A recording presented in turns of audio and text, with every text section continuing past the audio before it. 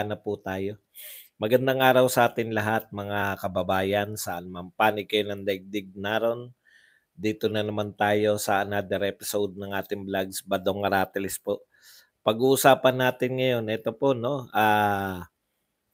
yan, sinabi na naman ni Franz Castro na squid tactics daw itong ginawa ni BP Sara na pagdalaw kay Leni Robredo. Para daw ma-divert talaga. Abril 19, thank you very much muna sa Saudi Arabian Real. Pag-uusapan din po natin, ito po yung Liberal Party. Aba, yung mga pahayag nito ni Laila de Lima nung mga nagdaan, pabor na kay Marcos di ba? Pasalamat kay Marcos, tapos anti-Duterte sila. Titignan nyo po yung pagbabago, no? Susuriin po natin yan, yung mga pahayag nila ngayon. Tsaka yung ref ban ng Dilawan at tsaka ay ng mga Dilaw at Kakamping, lumalala ba talaga? Ano ba talaga si Trillanes? Saan siyang panig? Kasama ba talaga nila yan sa sinasabi nilang oposisyon? Ito lang po ang tanging mga oposisyon na mas kampi pa sa administrasyon. Yan po mga pag-uusapan natin. At iba pa nyo po yung gustong pag-usapan. No? Pero bago yan, kung bago ka pa lang dito sa ating channel, mag-subscribe ka na.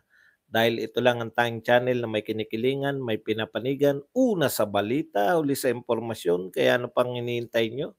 Pindot na, okay. Sarap ng kape. Pag-usapan po natin, no? Congratulations muna kay Catriona Gray. Maaaring nakalimutan nyo na itong ano na to. Nagsampa po ng reklamo si Catriona Gray 4 years ago. Lumabas po yung nakahubot-hubad niyang larawan. Kaya nagsampa siya ng libel case sa isang showbiz editor and writer, no? Okay, ngayon lang po lumabas na nanalo po si Catriona Gray. Ito po yung gusto nating sabihin, no? Yung pong mga sinasabi nyo na mga peke, yung mga video na ang dali lang naman po, no? May marami pong eksperto kung magsasabing peke o hindi. Yung mga nilalabas na video. Katulad nga nito ni Catriona Gray, napatunayan niya na hindi pinotoshop lang yung kanyang mukha at saka yung nakahubad na larawan. Para nalagpasan yata tayo nung Catriona Gray niyan. Natatandaan ko pero hindi ko yata nakita yung larawan na yan. 4 years ago. Congratulations, Catriona Gray. Yan. Nanalo po siya na napatunayan na pinotoshop yung kanyang picture. Kaya nanalo po siya sa kanyang demandang cyber libel. Okay, punta na po tayo rito sa mga balita. meron ka pala Justin Chua. Hindi mo man lang ako binalitaan na Catriona Gray yan eh. Siyempre, interesado tayo yan. Ay, narinig ko po yun, narinig ko. Minsan sasorpresahin ko na lang sila. Alam ko naman kung saan sila nagbablog eh. Nakita ko po sila kanina. Naroon ako kanina eh. Pumasok ako sa loob. Alam ko kung saan sila mga nagbablog. Kaya sasorpresahin ko nila isang umaga. Gugulatin natin si Pam. Okay, pag-usapan po natin to, no? Ito po, muna tayo kay Laila de Lima. Puring-puri na po ni Laila de Lima, no? Dalawa po yung apektado nito eh. Yung pagdalaw, ang mas galit na galit po yung mga loyalist. Grabe po yung hindi ko maintindihan kung bakit sila galit na galit. Siguro umasa sila. Nagkwenta-kwenta yung mga yan eh, 'di ba? Yung hinati nila, halimbawa, yung unit team. Palagay na nila na tigkalahati si Sara Duterte at si Bongbong Marcos doon sa 32 million. So 16 million. Plus kung magiging makukuha nila yung yung boto ni Leni Robredo, ganyan magkwenta yung mga yan. Hindi nila alam lahat yun kay BP Sara mapupunta yung 32 million na yun. Kaya sila gigil na gigil sa panyanyari na mukhang bumabaliktad si Leni. Takot masyado. Sa atin wala po tayong epekto ni ano natin, no? Kung ano yung sinasabi nila. Netong mga batikan na katulad nito si Thea Tan tsaka si Pingping. Kanina hindi ko makita to eh. Basahin natin. Arrange na pala a few days ago, sabi ni Thea Tan. Bakit sinabi ni Barry G na notify lang si Leni nung papunta na si Sara? Why the cover up? Galit ang DDS dati na may nakapasok kuno ng mga kakamping sa Malacanang. They accuse Lam of being a daliwan and they attack Leni endlessly for 6 years. Tapos ngayon may balak mag-join forces with kakampings. O bakit kayo nagagalit? Halimbawa, totoo. Hindi ko sinasabing totoo yan, ha? Natutuwa lang ako sa reaction ng mga BBM supporters, no? Ano sa inyo yun? Bakit kayo natataranta o nagagalit kung alimbawa may pagsasanib ng puwersa? Di ba? Kala ko ba administrasyon kayo? Bakit kayo kabadong-kabado? Ito naman si Pingping. Could Barry Gutierrez shed light on this? Is it true that this meeting was fixed days before? Why this hide and seek? Leni Robredo has to answer. Di ba mga Marcos loyalist kayo? Bakit kayo nakikialam sa mga dilawan at kakamping? Nakipag-deal na ba sa inyo yung mga dilawan at kakamping? Masisira ba yung ano nyo? Yan ba ipagmamalaki nyo na unity? Unity kayo sa susunod na eleksyon? Yan ang bago nyo ka-unity. Wala kaming pakialam dyan sa mga dilawan at kakamping. Walang tulong kay BP Sara yan. Meron lang tulong, ang tulong lang yan, natotorta lalo yung utak ninyo. Torta na nga utak nyo kay BP Sara, hindi nyo na nga alam kung paano pa babagsakin. Natotorta pa utak nyo pag nagkikita, no? Talagang no, yung mga walang katiwa-tiwala sa sarili nila. Walang katiwa-tiwala sa leader nila. Simple lang naman po yung sagot diyan. Bakit pumunta si Sara Duterte? Peña Francia po. Peña Francia po ang pinuntahan niya ron. Yung ba naman? Politiko po yan eh. National leader po si BP Sara. No? Peña Francia, maraming tao. Panahon na yan. Ang pag kayo po leader, hindi po kayo kung kailan lang kayo tatakbo, tsaka lang kayo mag-o-organize ng yung mga leader sa bawat Yan po ang hindi natin alam. Matagal po yung pag-o-organize na yan. Pagkuha mo ng mga leader sa bawat lugar. Kung si BP Sara ay may balak po na maging presidente sa 2028, natural. Iikot yan. Natural. Maghahanda yan ng mga leaders niya. Ganun po yun. Not necessarily na si Leni ang pinuntahan niya ron. Mas importante sa kanya yung Peña Francia. At saka given na mahilig talaga yung mga katulad natin na mga hindi religious, hindi natin mauunawaan yan eh. Pero sa mga religious po na mga deboto, gets na gets po nila kung bakit. Okay, punta po tayo rito kay Laila de Lima.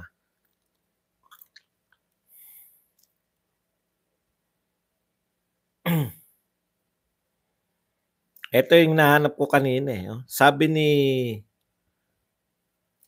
Akop, wag daw magtago si De La Rosa. Ito muna yung mga hindi natin na pasok sa topic kanina. There's no demolition job here, only legitimate questions that need clear answers. Senator De La Rosa should be man enough to face the facts and take responsibility instead of hiding behind BP Sara's skirt. Former Mayor Mabilog's testimony is crucial.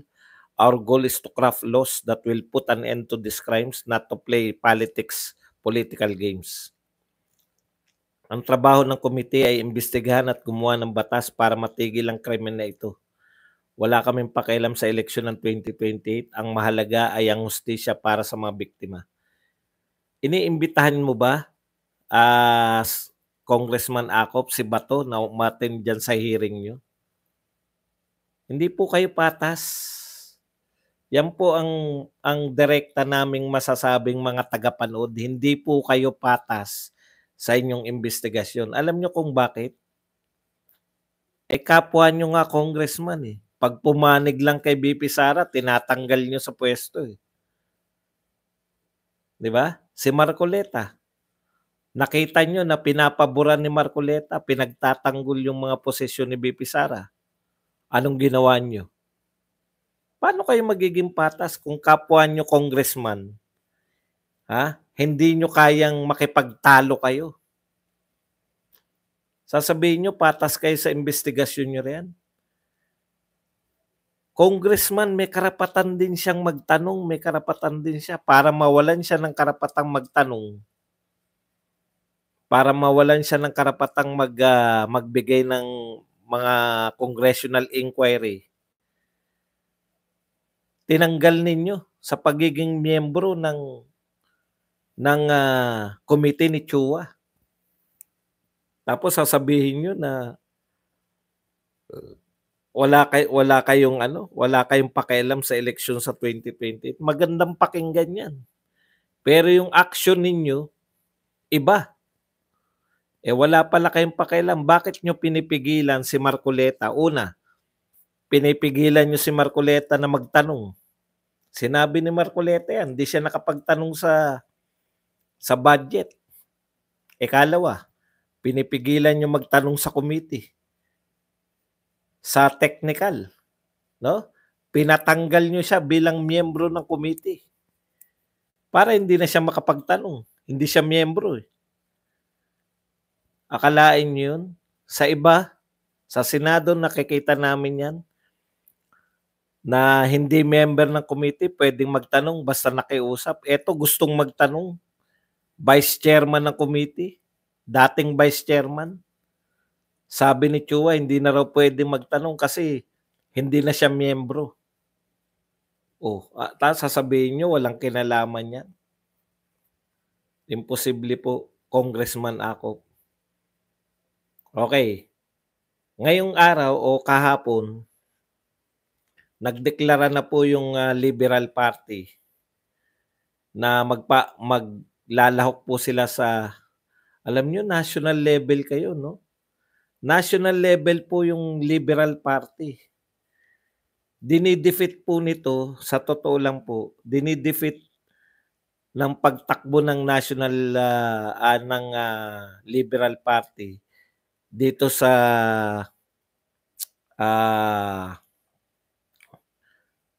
ano na nga tawag diyan? Party list. Dinidefeat nyo yung purpose ng party list system. Ang party list system, no? Para po 'yan sa mga grupo, samahan, na hindi nila kayang manalo bilang congressman. Kung sila tatakbo, hindi sila mananalo sa congressional district dahil mga mayayaman lang nananalo dyan. Kaya po, katulad po nitong mga Makabayan Black, wala pong mananalong congressman dyan sa normal. Kaya po nag-party list. Ngayon, kayong Liberal Party, ang dami niyong congressman, no? Tumakbo sa Liberal. Ilan nang naipanalo ninyong presidente? Tapos tatakbo kayo bilang party list. May mali dito sa party list system natin. Mga bilyonaryo yung mga party list congressman.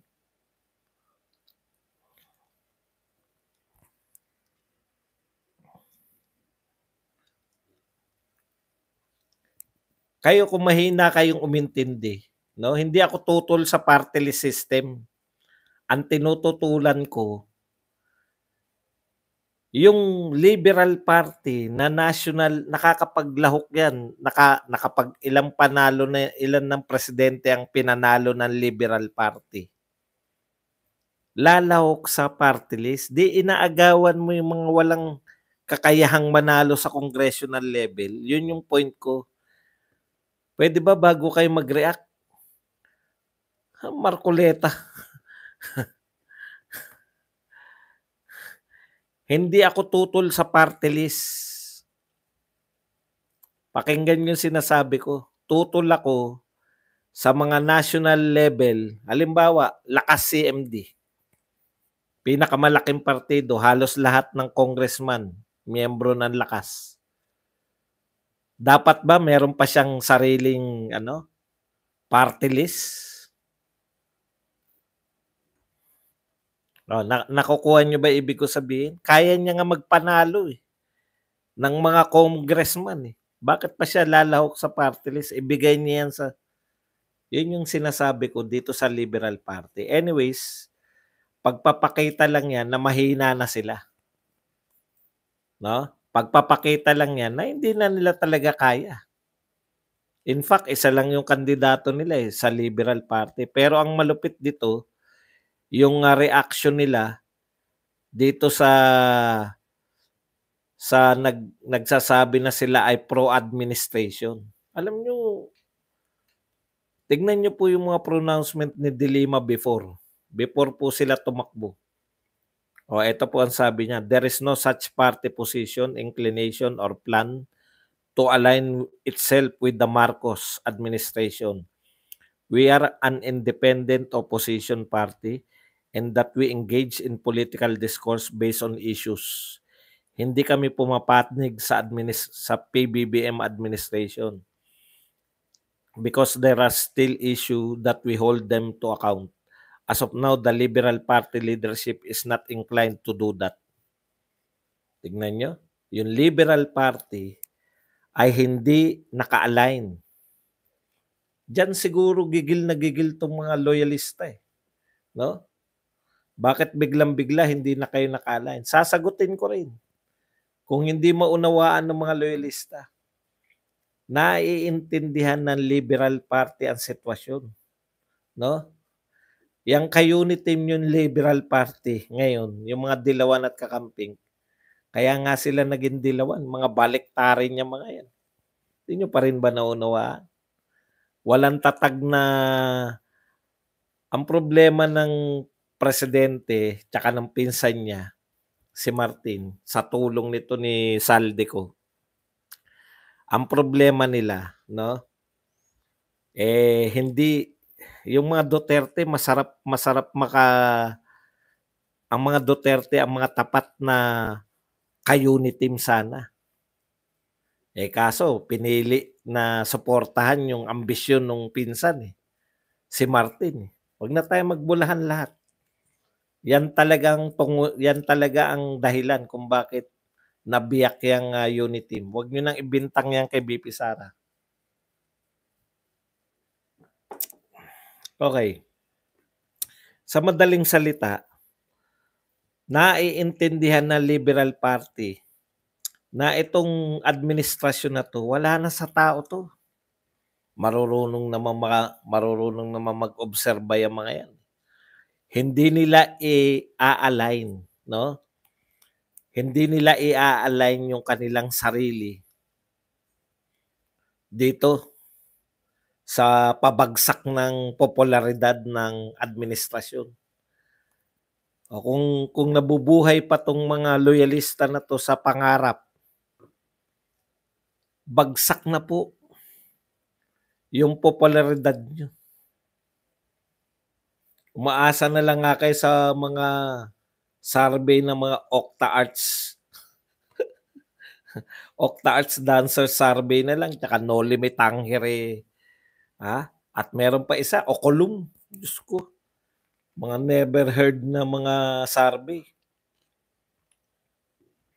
Hindi na rin po, pati ang mga survey company na yan, hindi na rin po magtatagal yan. Dahil hindi na pagtitiwalaan ng tao yan. After na manalo si Sara Duterte sa 2028, marami na pong ganyan. No? Marami na pong nawalang mga survey firm dahil na-realize ng mga tao na nagsaserve lang dito sa mga... Okay. Eto, magandang sinyalis to. Kasi mga baliktarin yung mga dilawan. Magandang sinyalis yan na talagang ang popularidad nitong administrasyon na to ay sadsad na. Napupunan nyo ba? Wala naglalabas ngayon ng mga trust rating. Mga, ano ba yung kasama? Trust rating tsaka ano?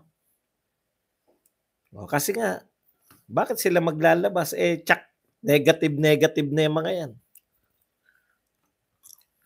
Lantad na yung mga kalokohan nila sa Kongreso.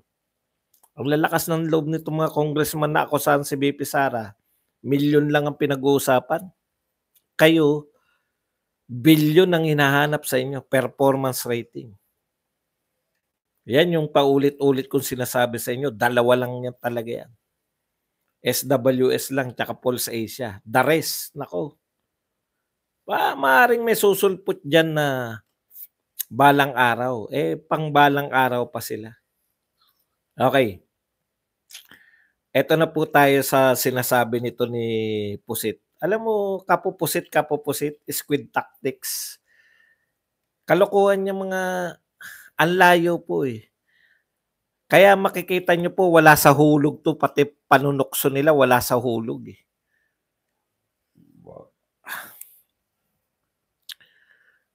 No? Bakit? Ang layo naman, wala pa po sa karanasan nating lahat na may mga edad na ngayon. Wala pa po sa karanasan natin na tinuksong tao, maputi, tinuksong pusit. Kaya po tinutuksong pusit dahil maitim. Tamo, maghanap rin lang ng panukso, palpak pa. Ganyan po, kapurol ang mga utak. Walang katotoran. Kaya hindi nagka-catch up eh. Walang dating eh. Simple lang po yung mga tukso kay Leni Robredo. Ganun po magbibigay ng tukso. Mga Duterte, napakasisimple lang. BBM Bangag. Oh. Si Duterte natin una narinig yun.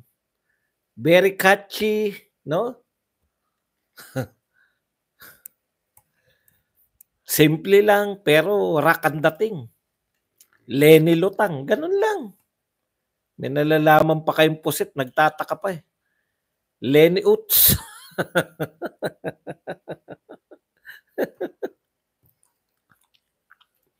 Squid tactics daw. Basahin natin, mas maganda yung ipahiya to sa sarili niya. While the visit is described as personal and not political, we must remain vigilant and focus on the more significant issues at hand, holding Vice President Duterte accountable for 125 million in confidential funds spent in just 11 days in 2022, Castro said. Huling-huli na to eh. Hindi ka ba nakikinig sa mismong Franz Castro, hindi ka ba nakikinig sa mismong pahiring nyo? Naroon ka eh.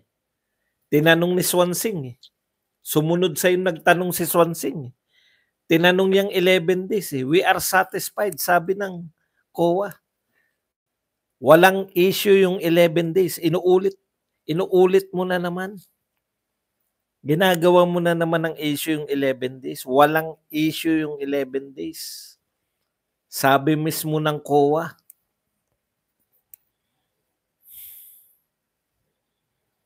Maniobra daw to. We should not be sidetracked by these maneuvers. The public deserves transparency accountability, particularly on matters involving public funds. The questions surrounding the use of these confidential funds must be addressed and clarified.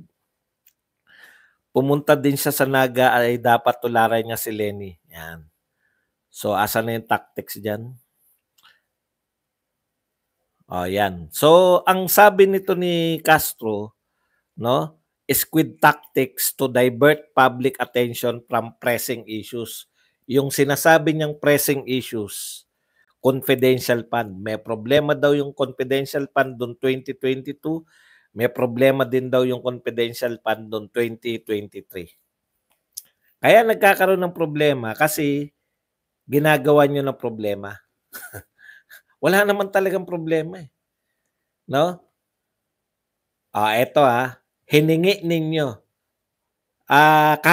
Kahit hindi na po nila unawain, basta tayo nagkakaunawaan. Ito po ang ginawa nila. Hiningi nila sa COA. Hindi man nararapat dahil confidential fund nga. Hiningi nila sa COA yung report ng confidential fund ni BP Sara. Binigay ba ng COA sa kanila? Binigay. Nilantad nga nila eh. Kung nilantad nyo na, binigay na sa inyo, wala kayong makitang problema, ano yung sinasabi nyo pa rin? Problematic yung paggasta? Ganun pa rin? Akusahan nyo na. Ano-anong item dyan yung nakita ninyo na ninakaw ni BP Sara? Nasa inyo na yung report eh. Huwag nyo na kaming paandaran na yung mga flag. Hindi po kaso yan. Matagal na pong sinabi ni Tatay Digong, lahat ng ahensya na pa-flag, trabaho po ng COA yan. Alam nyo yung parang nag-check yung teacher. Teacher ka, nag-check ka ng mali. Pag may nakita kang mali, ekesan mo. 1 to 100, 98. Isa-isa lang, call ka lang muna. Nagpapaliwanag pa ako. 98. 98 yung nakuha ng bata. Sa normal na mag-isip, yung 98 na yun, out of 100, putang talino mo. May award yun. 2 lang mali. Pero sa mga abnormal manita, may 2 kang mali Ang bobo mo naman. Ganun po yun. No? Ganun po nila pinalalabas yun. Natural may makikita dyan. Yung COA, kaya nga sila COA Kung wala na sila makikita, parang ang ine-expect ba natin perfecto? Lahat ng magte-test. Alam niyo po ba? Makakalahati ka lang, 75 ka na sa normal na pag-grade. Hindi pa nga makalahati, di ba? Kinukwenta pa nga yan, yung highest tsaka lowest, meron pang formula dyan na kakaiba. Pero hindi po normal na tuwing may makikitang mali yung teacher, ang tawag na sa mga bata ay bobo. 2 lang ang mali out of 100. Super talino yun. Pero dahil mga abnormal tong mga nagsusuri, akala nila lahat ng mga makitang pagkakamali. Alam niyo yung ibig ko sabihin? Kaya nga sila COA. Dahil marami silang nakikita. Kung wala silang makikita, hindi sila bagay sa COA. Ang COA, lahat yan. Kulang ng isang pirma, kulang ng ganon, kulang ng petsa. Yan po ang tinitignan nila sa mga papeles. Okay. Disallowance. Okay lang sana, no? Okay lang sana yung disallowance na yan. 2022 may disallowance. 2023 wala pang disallowance. Badong 2023 daw pati daw 2023. Isa lang, cool lang kayo. Isa-isain lang natin. Pag sinabi pong disallowance, krimen ba yan? Hindi. Kasi kung krimen yan, sinampahan na ng impeachment si BP Sara. Gigil na gigil nga sila impeach. Hawak na nila yung papel Tandaan po nyo, hawak mo na yung papel. Hindi naman tayo bobong mga tao. Gusto nilang impeach si BP Sara. Wala silang makitang impeachable. Yun po yun. Yung po bang notice of disallowance, krimen? Hindi po. Kung krimen yan, edi mas malalaki yung notice of disallowance ng Department of Agriculture, Department of Transportation, at Department of Public Works and Highways. Bakit hindi nila inimbitahan? Bakit nila imbitahan yan? Hindi naman si Sara Duterte ang pinuno niyan. Kung hindi nga nag-resign si Sara Duterte sa DepEd, kakalkalin pa rin nila. Actually, kinalkal nga nila yung DepEd, di ba? Yun. Ang point lang, hindi naman totoo yung gusto nila. Hindi naman totoong transparency yung gusto nila. Ang gusto nila, idiin si Sara Duterte. Placido, galit na galit ka kanina sa live mo.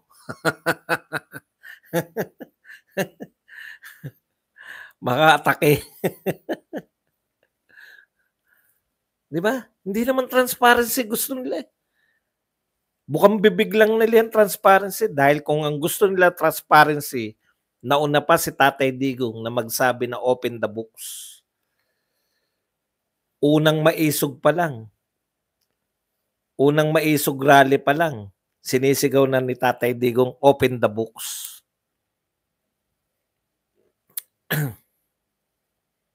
Bakit wala nag-open ng book sa inyo? Ano tanong ni anong pangalan nito? Ted Filon. Sino po ang bumubusisi naman ng budget nyo? Wala. Walang bumubusisi ng budget nila. Ha? Wala. Saan po napunta yung bilyon-bilyon ayon kay Herrera, Congressman Herrera? Saan napunta yung bilyon-bilyon na savings ng pamahalaan? Ni-record, wala kayo. Kung pati record, wala. Putya, naglaho pati record.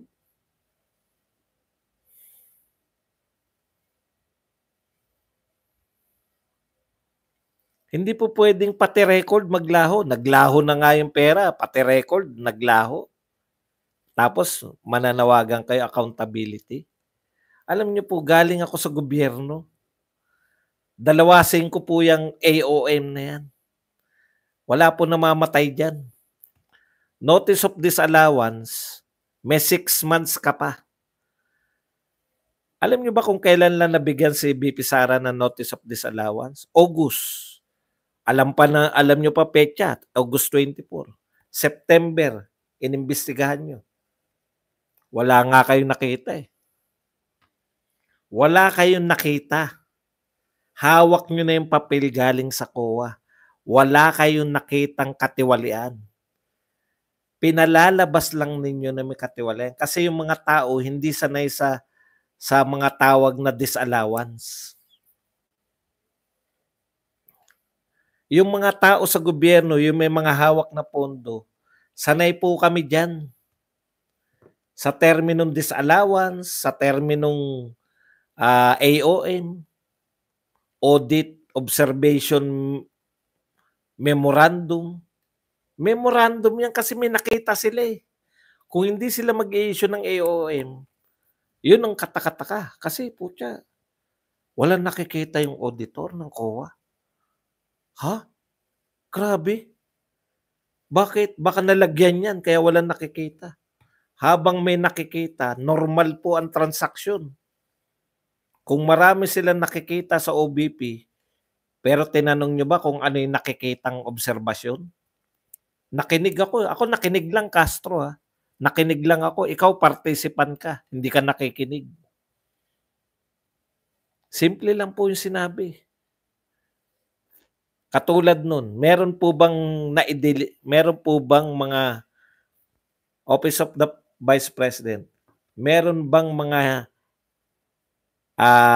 hindi natanggap? Kasi ang problema dyan, ghost delivery, di ba? Meron bang mga hindi, yung mga pakain at iba pa, lahat ng mga social program, lahat ba yan ay naibigay? Naibigay lahat. Eh, malapit na mag-expire. Putya, puwede pa ngang kainin 'yan, malapit pa lang pala, eh. Tanga ba tayo? Tignan niyo po yung sinasabi nila, gagawan lang nila ng drama, ganito po 'yan. Pagde-deliver lang, lahat po delivery lang, eh. Wala namang issue pagde-deliver lang nila. Pinapakain pa, malapit na ma-expire. 'Pag gano'n dineliver niyo parang may anomalya, pinapakain pa malapit na i-expire. Eh, kung ganito ang delivery, malapit na ma-expire 'to, pakain na natin. Pareho lang 'yun, pinakain lang, pero yung paraan mo ng pagde-deliver, yung isa mukhang magnanakaw yung malapit na ma-expire pinakain pa. Malapit pa lang pong ma-expire, hindi pa po expire.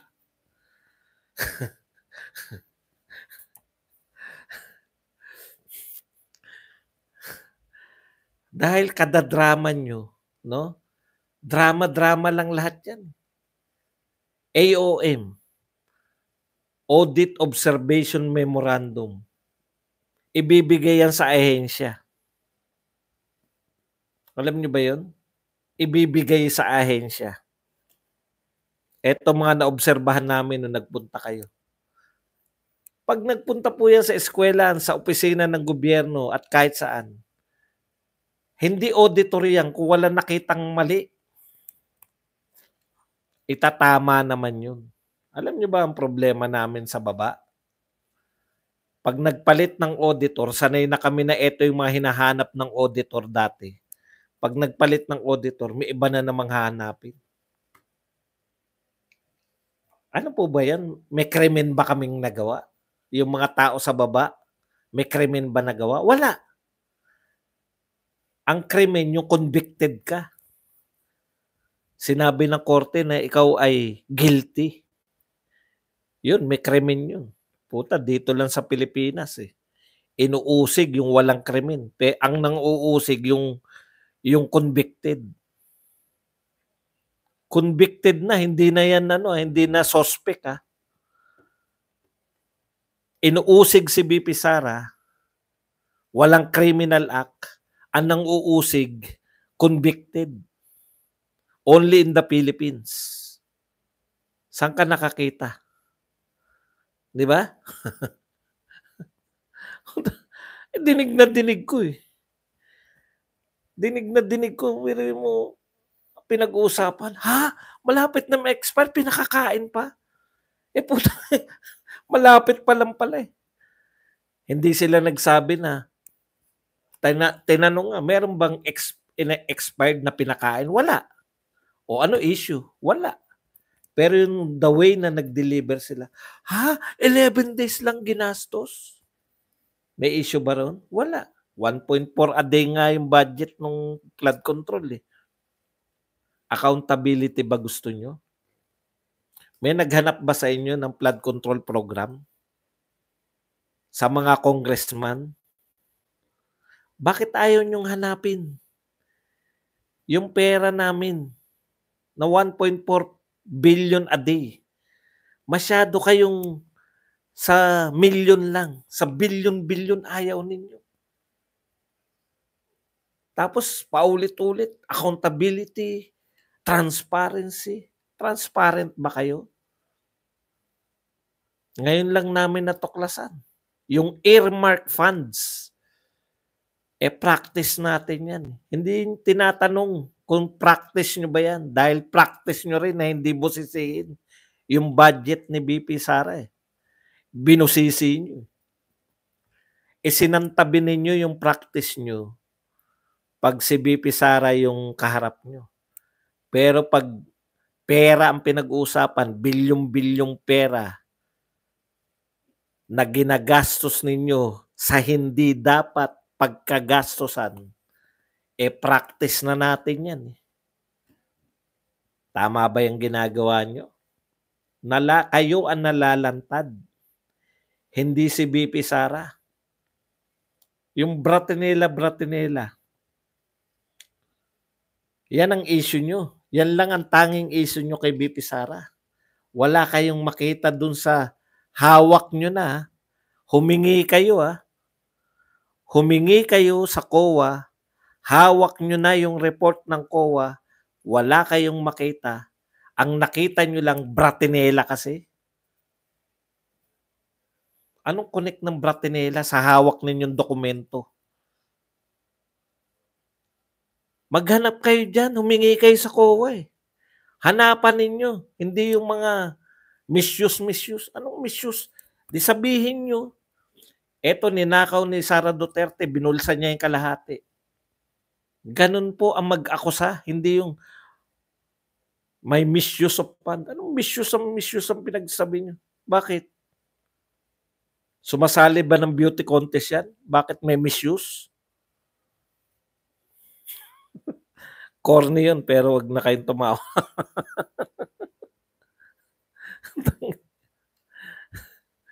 Ilabas nyo yung hopya ni Marcoleta para masiyahan kami.